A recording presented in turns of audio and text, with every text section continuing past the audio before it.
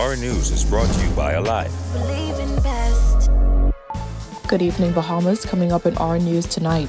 2 children and 1 adult die in a Sunday morning blaze off East Street. Parliamentarians set to meet Tuesday to discuss the emergency order. And Abaco celebrates as a son of the soil wins gold in Tokyo.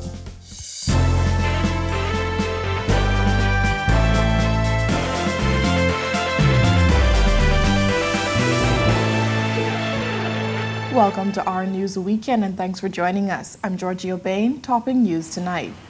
An early morning blaze turned tragic as firefighters raced to the scene of Coco Plum Avenue just off of East Street this morning. The anguished cries of family members and neighbors echoed through the air.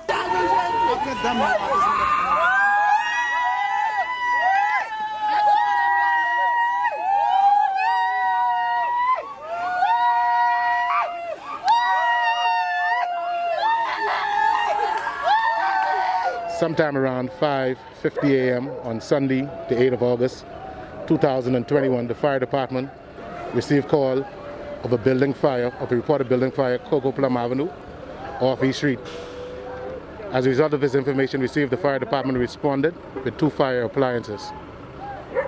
Some 6 minutes later, the first unit arrived on the scene, where they met apartment number 2, which is a single-story 5-room stone structure engulfed with flames. The fire was quickly extinguished, however, the same was destroyed by fire. The blue single-story structure completely charred on the inside. That's where police found the remains of 2 children and 1 adult. Upon completion of extinguishing the fire, a search was conducted, where partially charred remains of 3 bodies were found. We suspect it is 2 children and 1 adult. And a man is dead following a Saturday night shooting. Officers responded to reports of gunshots on Odell's Corner just off East Street after 8 last night, where they discovered the lifeless body of a male. Shortly after 8 p.m., the police received reports of gunshots in the area of Odell Corner. Officers responded to the scene, where upon their arrival, they discovered the lifeless body of a male lying in the yard of house number 21, Odell Corner. Paramedics were called to the scene where the male was examined, and there was no signs of life. According to police, the assailant walked up to the victim, who was standing with another male. Officers could not provide any information on the condition or whereabouts of the man who was standing with the victim. The victim is believed to be in his 30s. The brief information we have at this time is that the male, along with another man, were standing in the yard of house number 21 when a male approached, armed with a firearm, and opened fire on the man. The deceased collapsed at that time. The only information we have additionally, the deceased is believed to be in his early 30s. A 25-year-old from Morris Island, Abaco, cemented his place in Bahamian, world, and Olympic history, bringing home the gold medal for the Bahamas in the men's 400-meter finals in Tokyo. Bahamians across the country saluted Stephen Gardner, also known as Speedy Stevie, for his incredible feat. But in Abaco, the win means so much more than just a medal. Our Christina Dragovich tells us more. Our own Stephen Gardner, has won the gold for Abaco Strong, and it's something that we need at this time to continue to build our resilience as we rebuild from Hurricane Dorian. Gardner's stepmom, Enid White, says she woke up on the morning of the finals with butterflies. She says she was confident in Gardner's abilities and knew that he was determined to get the gold. I'm going to tell you, for a minute there, it felt like my breath was going to cut. But I know he was going to do it. I was just that confident in him. I was just that confident. He knows that, and he wanted it. And if you have the passion and you want it, if you want it that bad, you know what you have to do to get it. Gardner began running in his teens when he says he realized he had a talent for running. He competed in the Rio Olympics in 2016 and set his sights on a gold medal for the Bahamas. White says his hard work has paid off. Stevie from this little small town called Murphytown that ended up in Morris Island with Pastor Williams training, and now he's on the world stage. You know, we are overwhelmed. We are happy. When Gardner won silver at the World Championships, it was a ray of light on storm-ravaged Abaco, just weeks after Hurricane Dorian ripped through the island. The impact of Gardner's Tokyo performance is already being felt. The Abaco people are gonna come out in full force to celebrate Stevie as soon as we can get him here. Stevie has shown us that you could come from nowhere, because I'm sure that they wondered, who is Stephen Gardner? Where did he come from? But it was all in God's doing. This as the island is on the path to recovery ahead of the 2-year anniversary of Hurricane Dorian. We could feel and we could see the progress. Right. And Abaco people are such a resilient, bunch of people, let me say it like that. Yeah, we are just not giving up. We want our Abaco back, and we want it back stronger than it has been. Reporting for our news, I'm Christina Dragovich. More than 300 people have died from COVID-19 in the Bahamas, according to the Ministry of Health. 9 deaths were confirmed on Friday. Those victims died between July 20th and August 3rd. The youngest of those recent victims was a 20-year-old man of New Providence. Going into the weekend, 120 patients were hospitalized with COVID-19. 10 of those patients were in the intensive care unit. The emergency power orders were set to expire on August 13th, but Parliament will be meeting earlier than expected to discuss the possible extension of COVID-19 restrictions. The Clerk of Parliament sent out a notice for the reconvening of the House on Tuesday morning, noting that the Speaker, acting with the recommendation of the Prime Minister, being satisfied that the circumstances of the resurgence of the COVID-19 virus requires the consideration of Parliament to determine the extension of the COVID-19 emergency power orders. The House will meet on Tuesday at 10 a.m. It may be too soon to make a call on ending the current state of emergency order. Well, that's according to President of the Consultant Physician Staff Association, Dr. Sabrika Pinder-Butler. Dr. Pinder-Butler says we must take a look at what has happened in other countries before the restrictions are lifted. I think, again, it's important for us to watch and see what's happening in the country. I think that as we look at what has happened with other restrictions and emergency orders in other countries, we too would have to bear those things in mind. And a lot of those things shift based on the surges. And so I think that we too would have to do likewise. So I think it would be too soon as well, even perhaps for the Prime Minister to make certain concrete decisions related to that, unless we already had put certain policies in place prior to address some of those things. The state of emergency could come to an end on August 13th. However, the recent surge in COVID-19 cases, both the Prime Minister and the Minister of Health have not been able to give a definite answer on if that will happen. Dr. Pinder-Butler says the establishment of some policies should be the next step.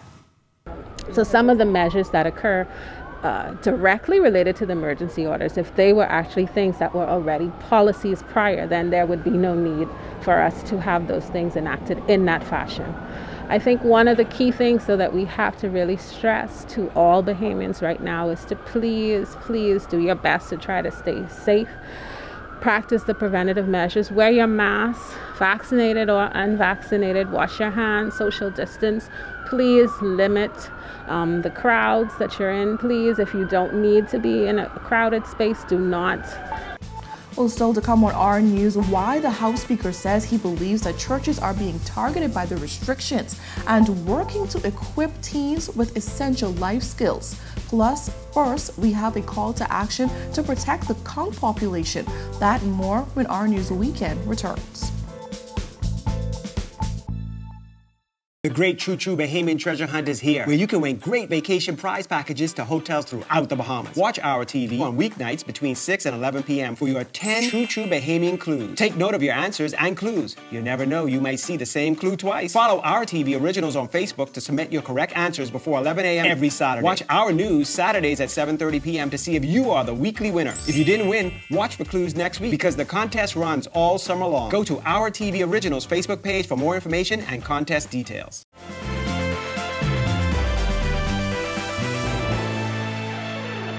You're watching our News Weekend. Welcome back.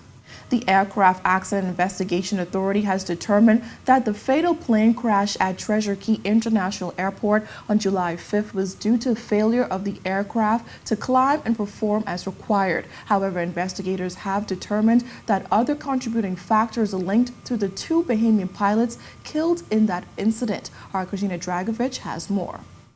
Questions still linger more than a month after two Bahamian pilots, former Defense Force officer Levan Paul and former RBDF Marine Jason Allen, were killed in a plane crash and fire in bushes just feet away from the Treasure Key International Airport runway in early July. The Aircraft Accident Investigation Authority wrapped up its investigation on August 2nd, classifying the accident as a controlled flight into terrain. However, two contributing factors were identified relating to the experience of the pilots on board. According to the report, the crew's failure to configure the aircraft for the proper takeoff segment and the crew being unfamiliar with the aircraft systems played a role in the crash. Investigators say the type of aircraft has several configuration settings that must be manually selected and set in order for the aircraft to climb after takeoff. Based on the fact that the aircraft was unable to climb, investigators say those settings were likely not met. During the course of the investigation, the AAIA determined that the pilot in command at the time of the accident was the 30-year-old who was issued an airline transport pilot certificate from the U.S. Federal Aviation Administration on August 28, 2019. While he was rated to fly a Boeing B-747 and a Saab SF-340, he was not rated to command the Israeli aircraft industry's West Wind aircraft. The investigation also uncovered that the 27-year-old was issued a student pilot certificate back in 2014, which expired in 2019. He did not have a private pilot certificate, and he did not meet the requirements to act as a second in command of the aircraft. The aircraft, registered to Houston, Texas-based company TransEnergy Inc., arrived in the Bahamas on July 2nd from the Dominican Republic, with 2 flight crew members on board and 3 passengers. Those crew members were detained by immigration on July 4th.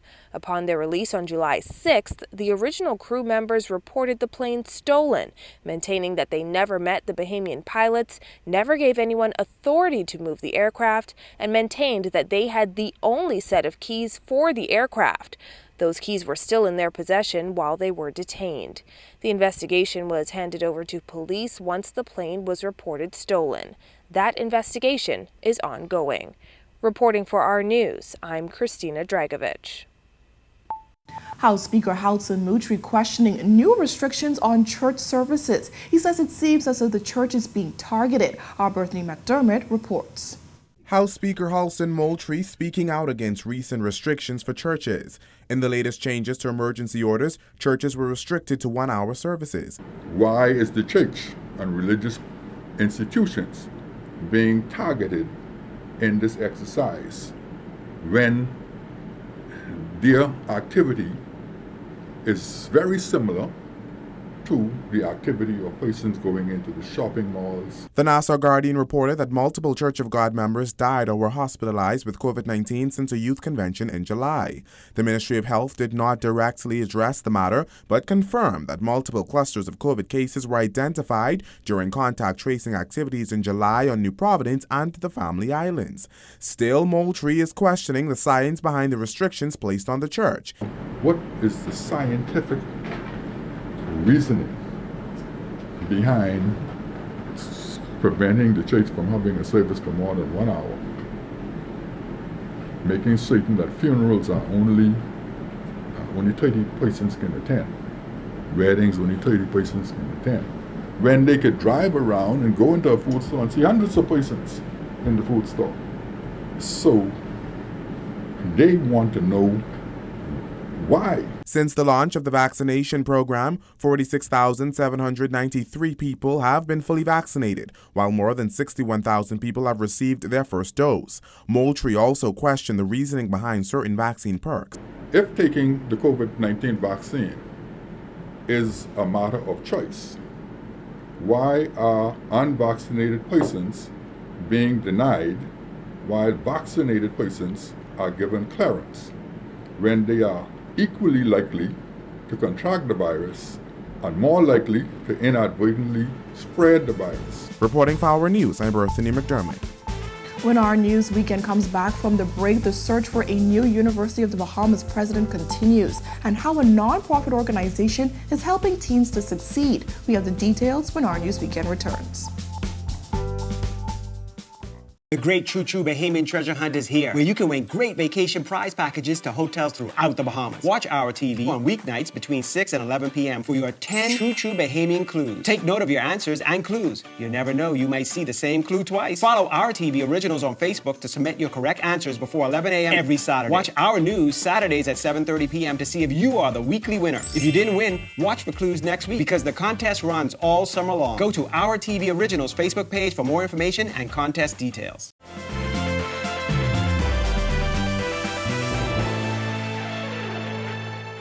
This is Our News Weekend. Welcome back. Conch populations in the Bahamas are struggling, and the Bahamas Reef Environmental Education Foundation is in support of a ban of exports as one measure to protect the conch that we still have. Executive Director Kasarina McKinney-Lambert says that the conch delicacy should be protected from exports, allowing for Bahamian fishermen, businesses, and consumers to benefit from the industry. We would like conch that are caught in the Bahamas to be caught by Bahamian fishermen, sold in Bahamian restaurants. And this is where you really see value added. If somebody really wants to eat conch, we hope that they will, somebody from outside will come and stay in a Bahamian hotel and take a Bahamian taxi to a Bahamian restaurant, and then be able to enjoy this really special delicacy.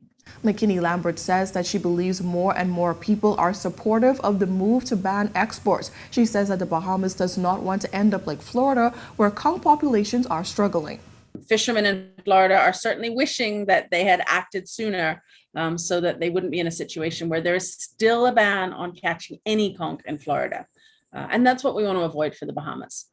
There are some protections already in place preventing the harvesting of young conch. And we certainly encourage there to be more specific guidelines on exactly how to measure conch shells to make sure that it's just adults that are being caught.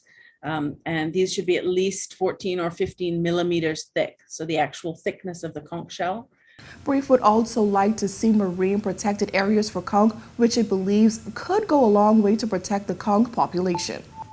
As the search for a new president of the University of the Bahamas winds down, President of the Union of Tertiary Educators, Daniel Thompson, says that the union hopes to see a Bahamian take the top post. From UTEB, from the faculty's perspective, of course, it is not a singular perspective, because there are some persons who may see it otherwise. But generally, there is a great feel, a great expectation that the university will finally be led by a Bahamian.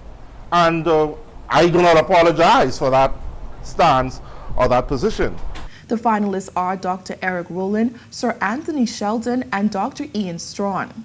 We just hope that the search committee will, or rather the board of trustees will effectively assess the commentary, the surveys that were done by faculty. And so there are 3 applicants. And of course, from our perspective, we encourage Bahamian participation, but we recognize that the university has to have an international perspective. But sometimes, like one faculty said, sometimes we overrate the international effects of the applicants. UB President Dr. Rodney Smith announced last summer that he will not renew his contract, which expires in August 2022. A local non-profit organization is helping adolescent parents to navigate parenthood, but now they could use a little help from you. Teen Life Skills Services is a relatively new nonprofit organization. If you haven't heard about its work in the community, Executive Director Felicia Carey says there is still a lot more to do. So Teen Life Skills Services is a youth organization specifically geared towards the sustainable development of adolescent parents in the Bahamian community. So we support adolescent parents who are faced with gender-based violence, who are homeless, or are not in any educational programs. So we do a series of community events and collaborative events with other NGOs and private partners. And then we're also launching phase 1 of our transitional home for pregnant mothers and women. According to Carey, it's a much-needed initiative, especially during the COVID-19 pandemic when many families have had to cut back financially. One of her goals as executive director is to ensure that no young mother has to suffer because of her circumstances. Teen Life Skills Services has been implemented now for the last 4 years, and we've had about 30 young women run through our program.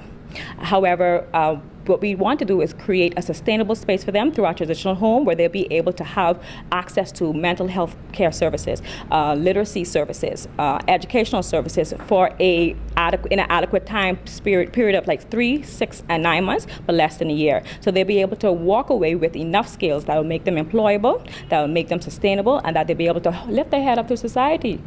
So what fueled her drive and passion? Being a young mother myself, I was a teen mother, and I was also faced with many situations such as homelessness and gender-based violence and abuse. So my story is tied into the initiatives and to Teen Life Skills Services, to providing an outlet, an avenue, and sustainable solutions for young mothers who went through the same thing, who are walking through the same thing that I went through. Carey says she believes young parents need more positive support systems and role models. I think the negative aspect of it gets a lot of attention, the teenage pregnancy, the sexual abuse, but then the violence, but there's not enough solutions brought to the forefront of how we can make those young mothers more valuable, lift them up, what programs are available, and if they're not available, who's creating these programs? So Teen Life Skills Services has taken an intentional step to bring the solutions and create programs for those mothers who have fallen through the cracks. If you want to assist Carey and her organization with efforts to build a transitional home, please visit their Facebook page at Teen Life Skills Services. Well, a look back at some of the most memorable moments of the week, that's coming up when our news returns.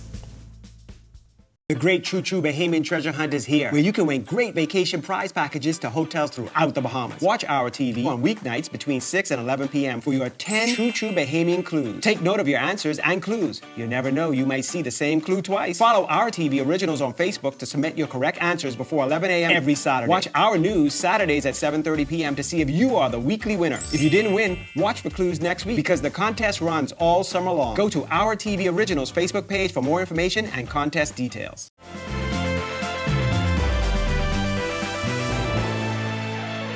Well, now a look back at the most memorable quotes and moments in news this week. The first quote comes from former Cabinet Minister George Smith, recalling the life and legacy of the late A.D. Hanna, who passed away at his home this past Tuesday. I'll always remember the first day I entered Cabinet. The Prime Minister was sitting, and Arthur Hanna was sitting to his left. And he looked up when I walked into the room. He said, "Come here, son, come here, sit near me." And I sat to his left. And many a day when I was about to venture a point of view, he said, no, take it easy with that, don't go there yet. And this emotional moment came from the York family, still reeling from the devastating double blow of losing 2 family members in a single day to the COVID-19 virus. It's so hard for me that I lose my son, my wife in one day. My brother will never be able to learn how to drive. He'll never have his first job. He'll never reach the 21 age. And undoubtedly one of the most memorable moments this week came from the Olympic Games Tokyo 2020, as Bahamians Stephen Gardner and Shawnee Miller-Weibo ran away with gold medals in the men and women's 400-meter races. It feels unbelievable, you know. I know I wouldn't go to sleep tonight, but tomorrow at the medal ceremony, I think when we hear the national anthem play, it will all sink in, and maybe we'll see some tears, because I wanted to cry tonight when I crossed, but I held it down. The most decorated 400-meter runner in history with successive gold, silver and bronze medals. The Americans were run out of it. but it's gold for Gardner. I've been going through so much these past few days, but my coach, he told me just to suck it up tonight and go in with the right mindset and go in confident, and we were able to pull it off, and I'm just so thankful. Two-time Olympic champion. Yes. I mean, talk about that. Can't complain. This time I finished standing up, so I will take it. But I'm very happy with it. Came up with a new national record. New area record as well, yeah. Yeah, so I'm very grateful. Couldn't be more happy right now. Well, thank you so much for joining us for our News Weekend. On behalf of the entire team, I'm Georgia Bain, and we'll see you right back here tomorrow night. Have a beautiful evening, Bahamas.